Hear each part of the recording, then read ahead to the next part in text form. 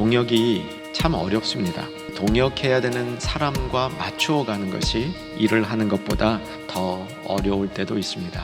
오늘 본문에 보면 인류 역사상 가장 위대했던 두 분의 선교사가 싸움을 하고 갈라지는 얘기입니다. 한 분은 사도 바울이고 또 한 분은 사도 바나바입니다.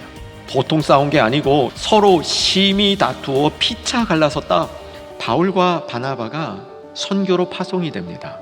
마가가 이들을 돕는 보조자로, 수종자로 따라가게 됩니다.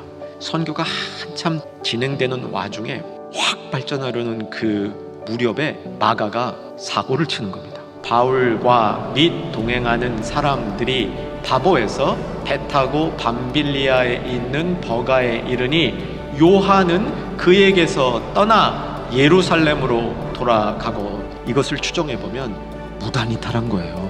바울은 마가에 대해서 많이 화가 났던 것 같고요, 또 마가가 바울에게 헤어지면서 퍼부어댔던 그 말들을 가슴속에 담고 있어서 바울이 편치 않았던 부분도 있었던 것으로 추정합니다. 그런데 결국은 바울과 바나바는 선교 사역을 잘 마치고 돌아옵니다. 두 번째로 선교를 또 나가려고 할 때 그때 의견 차이가 생긴 겁니다.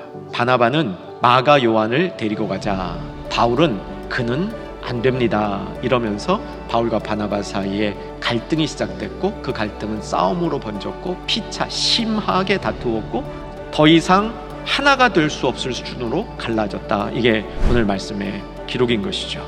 바나바와 바울 사이의 갈등은 업무적 효율성을 강조하는 바울과 인간을 세워야 한다는 가치를 둔 바나바사의 갈등이 아니었는가, 이렇게 정리해 볼 수 있겠습니다. 동역의 깨어짐은 누가 옳고 누가 틀렸기 때문에 생긴 일이 아니라는 겁니다. 두 가지 다른 가치는 나름 다 중요한 이유가 있었던 것이죠. 그런데 결국 하나로 남지 못하고 갈라지는 사건을 경험하게 됩니다.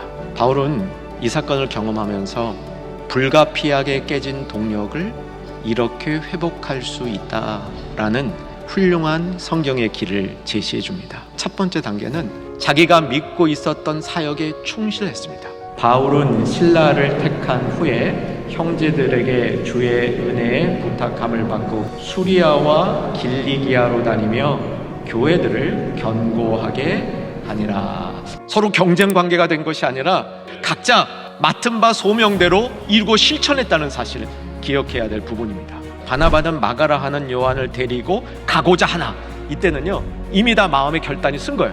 나는 무조건 마가를 데리고 간다, 마가에게 두 번째 기회를 준다. 바나바는 딱 원칙으로 세워져 있어요. 그런데 바나바가 마가를 데리고 구브로에 가서 한 일은 한자도 기록이 없습니다. 구브로 전체를 복음화한 것보다 하나님 나라에 더 중요한 일은 뭐였냐면 마가를 세워준 일이었습니다.